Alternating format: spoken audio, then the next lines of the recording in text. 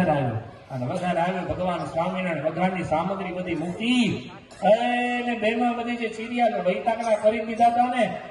આખા વૈતાક છે બધા અંદર ભરી ભરી અંદર ઠલવતા ગયા અને પછી જોરદાર એવો છંકારો આવ્યો ને ધુવાડો છે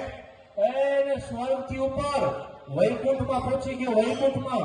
વૈકુંઠમાં પહોંચ્યો ને દેવતા બધા રાહ જોઈને બેઠા હતા આવો સરસ મજાનો સુગંધ ક્યાંથી આવે છે ત્યાં તો રાધા ને લક્ષ્મી આમ ડોલવા માંડ્યા આપણા રસોડામાં સુગંધ નથી આવતી આવી ક્યાંથી આવે અને જ્યાં નજર કર્યું ગૂગલમાં સર્ચ કર્યું અરે આ ધુવાડો તો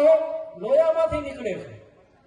અને ખુદ ભગવાન આ શાકનો વઘાર બનાવે છે આ શાકનો વઘાર કેવો હશે જે ભગવાનને અર્થે લક્ષ્મીજી અને રાધાજી દરરોજ વાનગીઓ બનાવતા હોય એને પણ આશ્ચર્ય થયું કે આવો શાકનો વઘાર કરતા તો અમને નથી આવડતો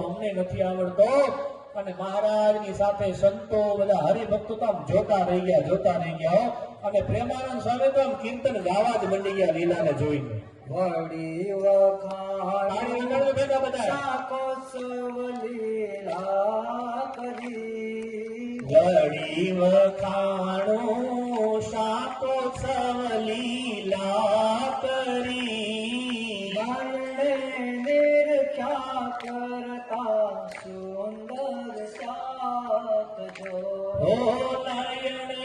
નિરખ્યા કરતા સુંદર શાક જો